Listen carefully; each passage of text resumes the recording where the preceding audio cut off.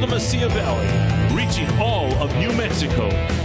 Broadcasting live from the Las Cruces studios, bringing you the issues that matter and the topics that count. Telling it like it is. It's the Mike Tellez Show. And now here's your host, Mike Tellez. Good afternoon and thank you for joining us today. My name is Mike Tellez. We are coming from the beautiful Las Cruces Channel Network live. And with me today, you know, he started as somebody I met because he was running for office. I'd interview him, I'd talk to him a little bit. And, you know, I talk to a lot of people running, and very rarely do I see the integrity that I've seen in this man here. You know, he was a person I knew, an acquaintance, and I'm going to tell you what, today I interview Mr. Macha, not as an acquaintance, but as a friend. Mike. Mr. Macha, thank you for coming on, man. Thank I'm going to tell you. Thank you so much. I've so enjoyed our meetings. Same here. You went out of your way, went to the Dream Center. We sat and brainstormed and talked about it. The excitement that, you know, you had me all excited when you left, man.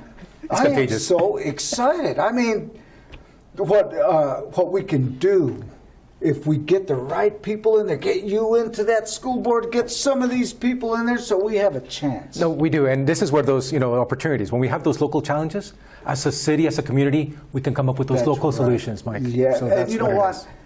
It is for so long been ignored. Yeah. You know what? I think this election cycle, for the first time that I have ever seen, there's an excitement of what's going on because we see what happened for ignoring it for so many years. On the news almost every night you'll see what's going on where they are stripping parents of their rights all over the country. They're deeming them domestic terrorists. No, and this is interesting, right? Over the last 18 months, parents have finally, if you will, opened their eyes. Yes. They finally understood, hey, what's really going on in our community, in our city, and especially in our classrooms.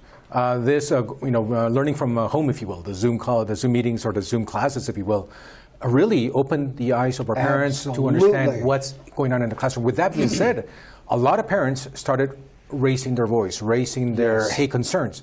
So it was interesting to see how over the last 2 weeks, the National School Board Association sent a letter to the Biden administration saying, hey, we are opposed of these threats that are happening in our school boards. Well, wait a minute. Parents are expressing their frustration. Exactly. Parents are expressing their anger, and they are barely finding out that they have this avenue in our school boards. For the longest time, a lot of parents, including myself, Mike, I'm going to be honest with you, right? Prior to 18 months ago, I would never have stepped a foot in the school board. I'll be honest with you. I was, call me a sinner. I didn't know. But what's going on in the last 18 months has opened my eyes that, hey, we actually, as a community, just what we talked about, Mike, as a community, we have to solve this. We have to get involved. And all the community needs to come together to fix it. You know, there's one person does not have a chance, three don't.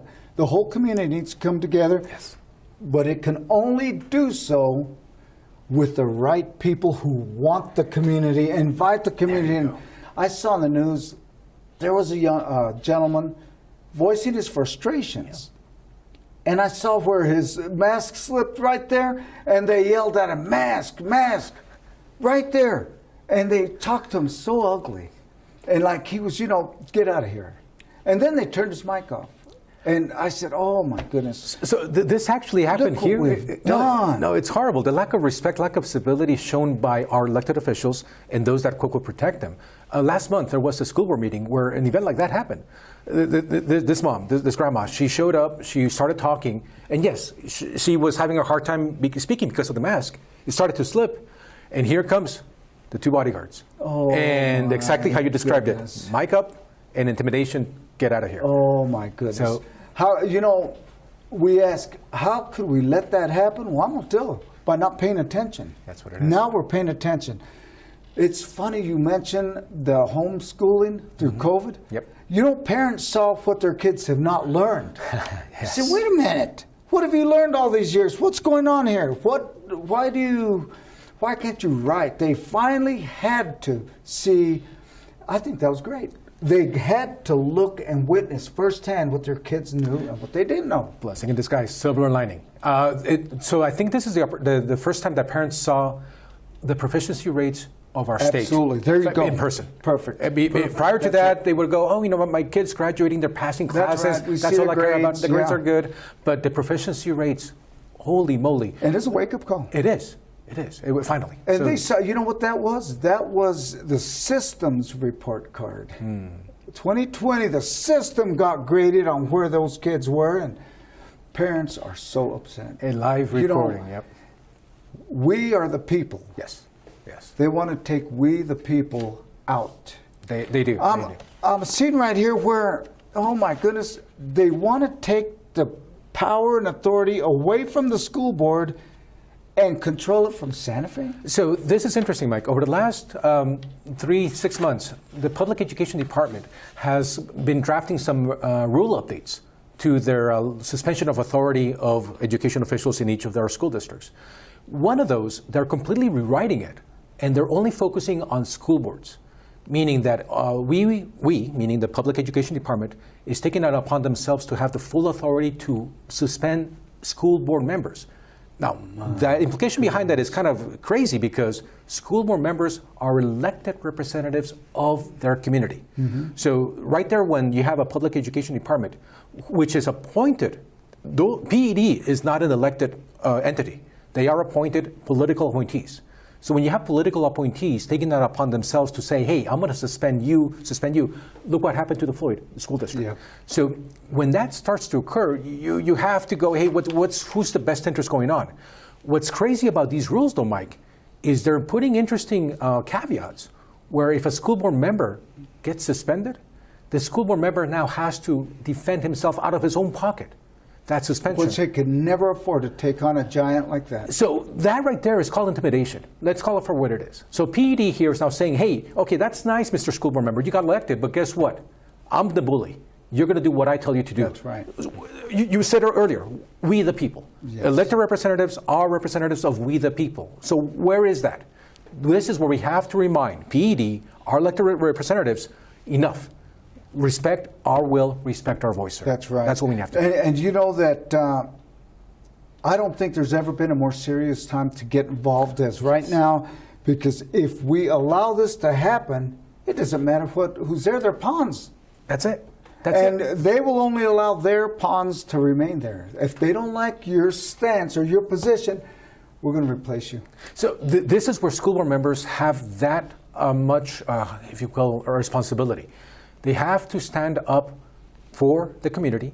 They have to push back to entities such as PED, to entities such as maybe where the city council is doing something silly, county's doing something silly, or our legislators doing something silly. The school board members are that last line of defense for our students.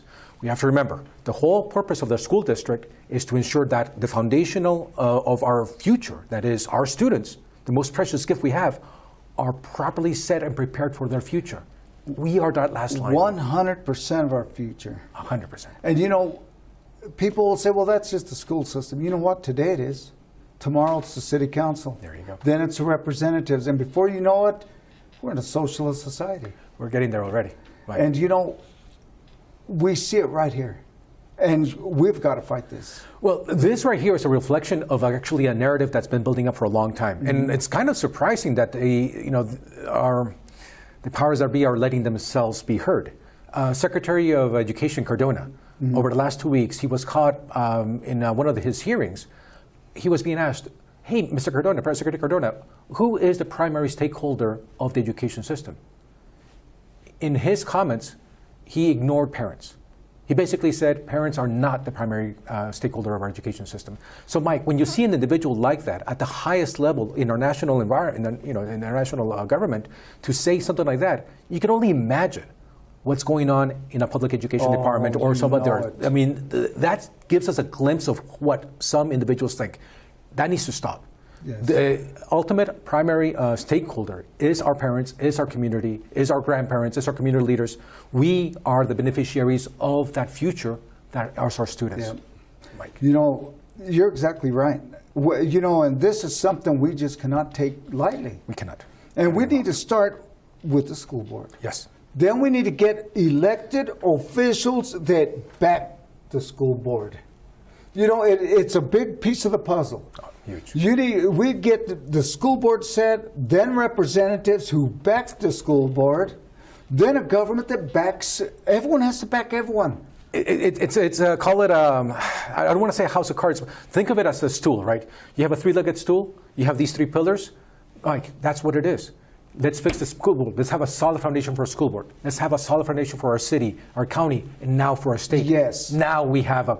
And I've said we cannot do anything outside until we do something inside. Yes. Let's take care of our own backyard first. Yes, Mike. Start with the school board, then the city council. Yes. Then the state officials. But we Yes. need to take care. We need to build that structure to where we have a sound future for our children. Amen. Local involvement, local impact. And you know, the one thing that got me with you is, you know, my life is to help kids in the street. The Dream Center's to help kids. I have 60 kids in a boxing program, and that's what I'm about.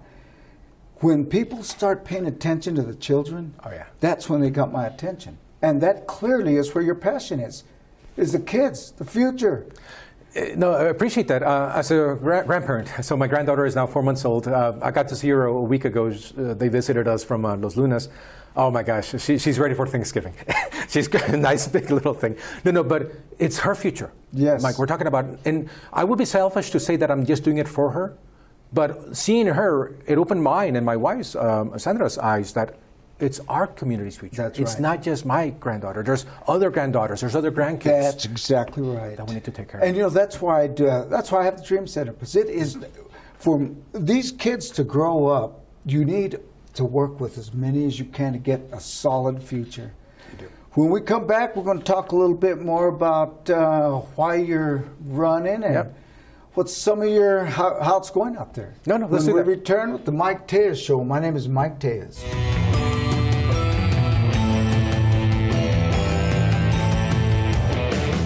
Redness, burning, itchy feet. You may be suffering from athlete's foot and be eligible for a clinical trial. 3A Research is conducting a clinical trial of an investigational drug for treating athlete's foot. This is a 6-week study. We will compensate your time, travel, and reimbursement of up to $225. Contact our office, 3A Research with Michael Raucci. Call our offices today for more information. Serving El Paso and now open in Las Cruces. I hope to see you soon. Hello, I'm Eloy Francisco Macha, candidate for School Board District 3. It is paramount for our schools in preparing our students for their pursuits, including university, trade school, or direct work, amongst others.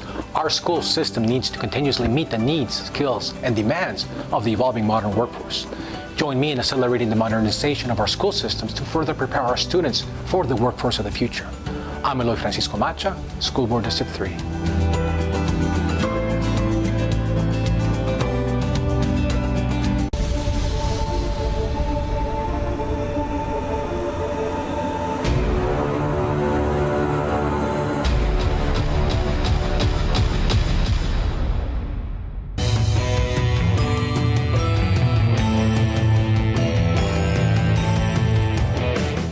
Welcome back to the Mike Tellez Show. My name is Mike Tellez. Boy, we are having a good conversation with Mr. Macha right here. Mr. Macha, I keep on thinking about the report card 2020. I was thinking of a parent that came up and told me, my son has straight Fs right now, and he wasn't an A student, but he made Bs and a few Cs, and we can't figure out what's going on here. And I said, well, is he doing his homework? Is he turning it in? Is he doing it? Yeah, he is, but he's having a harder time. Mm-hmm. And I said, well, and I looked at it, I said, well, is it any different than what you were taught? He said, well, yeah, it is different. It's the actual textbook that we're learning now. No, that's and I was amazed to hear that they make passing grades in class, but when it comes to learning what the actual text is, they struggled really hard. So that's interesting. It gives you an insight on the proficiency rates that we have. Mm-hmm. So now we forced our students over the last 18 months, this online, that, hey, you have to have a textbook. You have to now read it. So are they able to comprehend what they were reading? Did they even read? Well, and I'm not to say that it's not the students' fault. It's what has occurred prior to last year. There are studies out there, right? And we kind of touched on this in some of our conversations, Mike. Kindergarten to third grade, is that ideal Absolutely. time so that our students can actually read, understand, be able to read, be able to write?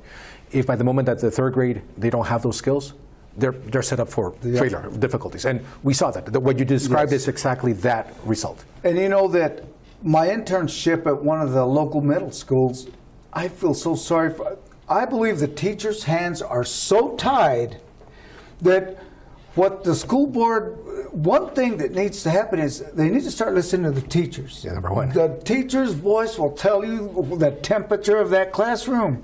Because, you know, they want to do their job, but they have been burdened with so much outside stuff that, you know, well, that is not what I went to school for. That's not what I signed up for. That's not what I'm doing.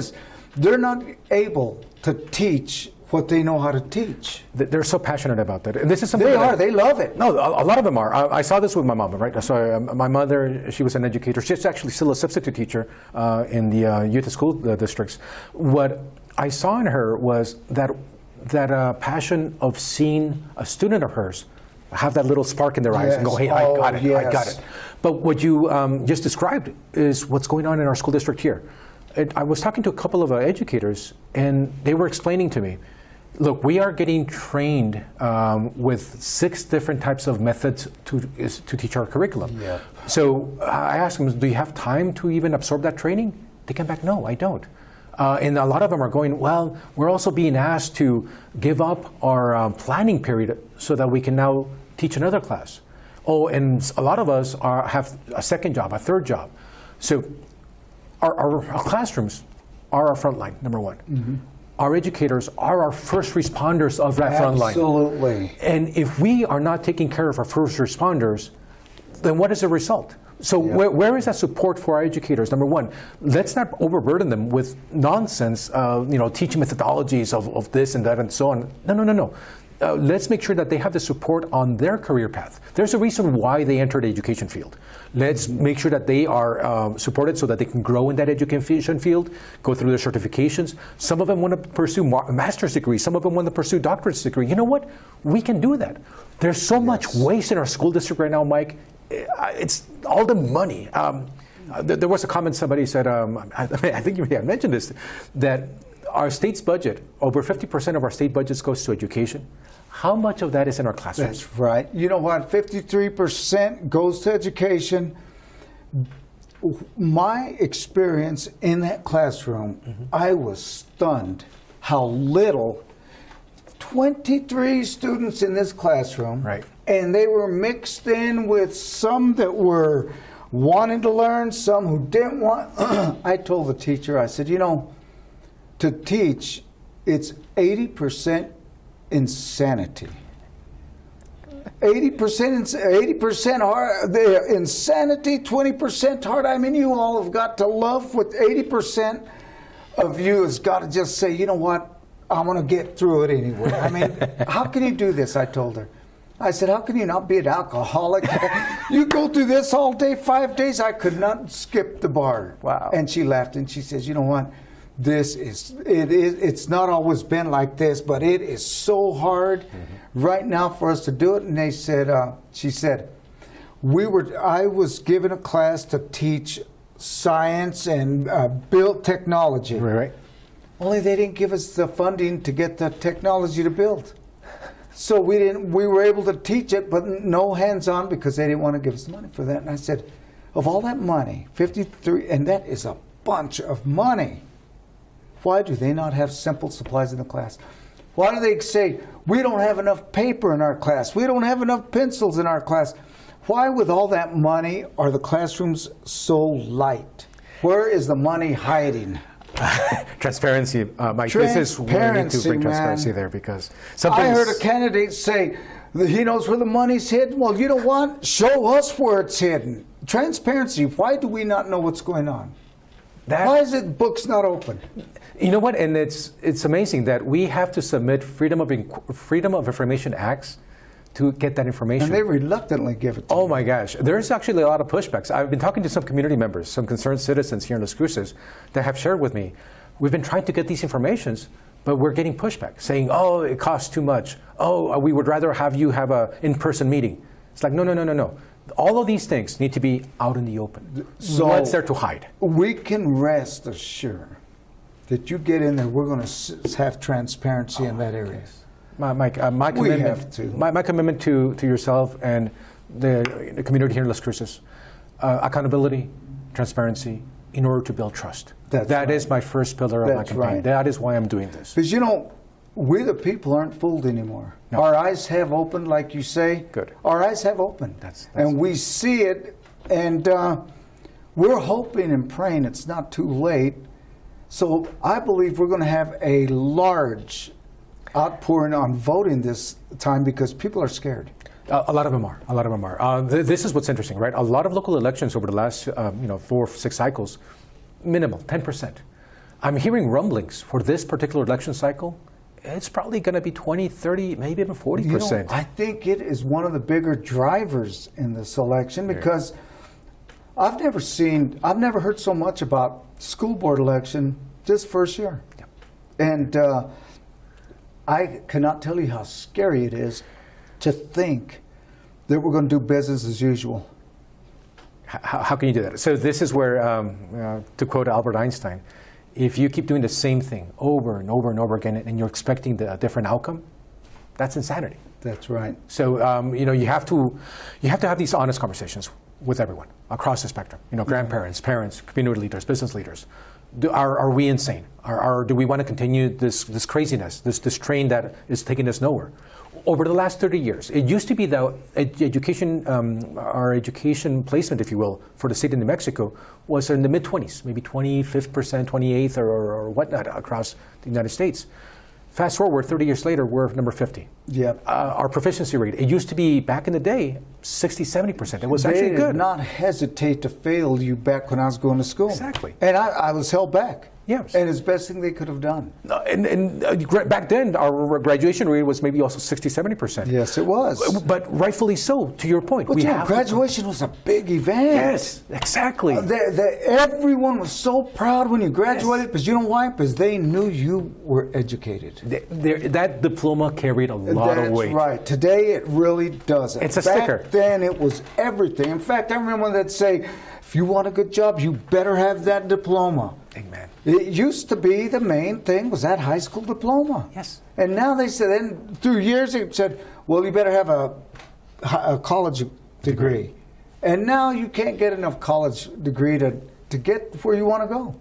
Thanks you. Look at the student debt crisis. If we would do our job in primary, we would not have those problems in secondary. This is where financial literacy is missing. We have to bring that. We have to prepare our students so that they can make the right decisions. That's right. They aren't stuck with these $100,000 loans or whatever that they can't get out of. Right. And the ones who really aren't meant to go that, we need to get them the option to go into trades. Dona Ana Community College has a beautiful trade school system set up, ready to go. I've talked to them, and they said, we'd love to have the students there. We'd like more to be going full all day. Oh, man, I would love to have that conversation to actually build that relationship. And then we use the funding, instead of building 4 or 5 different, we invest in our community college to expand on their program so they can accept our students out of high school. Local challenges, local solutions. Man. That's right, man. And you know what? Those are things that, they excite me to hear that. And that is something that, it's a brick wall right at this moment. Yeah. You can't hardly even get a word in. No. We need people that'll listen. Not only listen, but also act in the best interest of our community. That's right. And listen, try it, and see and explore the idea. No, exactly. The superintendent that passed away tragically, I was in good conversation with her, and she was so excited. The community college president was so excited. And that is, we have to get something going. But we need to rekindle it. If you cannot back up your teachers and support your schools, because the schools are doing everything they can. We need the school board to say, we're backing you all up. Yep. We are looking out for you because you all are looking out for us. That's exactly it. And you know what? I see that in you. I see that in the members running right now. I'm telling you, Henry, I think he is excellent. He's been a servant as long as I've known him. Great guy. And I think you guys need to get in there, man. You need to get in there with that technology. That excites me more than anything. So we're talking about the future of work with that. You know, 21st century, there are so many opportunities that we can bring here to Las Cruces, but we need to prepare our students That's right. so they can meet That's those right. We need to head on. plant the seed early Yes. and cultivate it as we go. So when they get out, they already have an education. That's correct, Mike. We have to do You know, it's not a new concept. No. I mean, I remember educations were held a lot of weight. And around the world, they still do. How could we have allowed ourselves to slide so we're 50th from 25? You know why? Not paying attention. I saw 200 people vote school board members in. I said, that's a shame. You know what? I'm excited, man. Mike, I appreciate And it. you've been working hard out there. It has been an interesting journey. Since June, when we announced, we're now in October, 4 months. Time has flown. I'm looking like you. I have wisdom now. That's a compliment, by the way, sir. Okay. No. We're doing great. Our message is out. We're definitely engaging. When we talk to in our canvassing, the message resonates. A lot of actually, So you're seeing a lot of people that are catching it. they're catching it. There's name recognition going on. A lot of neighbors are going, hey, I've seen your ad. Hey, I've seen your picture. Oh, and I've never met right. you before. I'm going, oh, you are? Yeah, you're Mr. Macha. So it's resonating. And I think this is where we have to bring that. It's not just about hope, but that action that goes with that hope. And I'm committing myself to make that happen, Mike. So, You know, in this last close-in minute, tell us who you are and what you're going to do. Oh, Mike, I appreciate that. Friends, neighbors, Las Cruces community, again, my name is Eloy Francisco Macha. Let's please chart a path forward for the success of our community, the future of our community. We need to make sure that we focus all of our resources in our schools to our classrooms so that Las Cruces Public Schools can be the best in New Mexico. With your support, let's spread this message. November 2nd is around the corner. Please, please, please, vote. Have your voice heard, and I will represent your voice in our school board. I couldn't have said it better. Early voting has started. Vote tomorrow. Vote for Mr. Macha. I believe he has got our best interests of our kids in his heart. I urge you to vote. Vote now. Vote. The county building's open for voting. I don't think we can find a better person. Thank you so much for running. Thank you for who you are. Appreciate that, Mike. I appreciate you. Thank you so Thank you for joining me with the Mike Tellez Show. My name is Mike Tellez.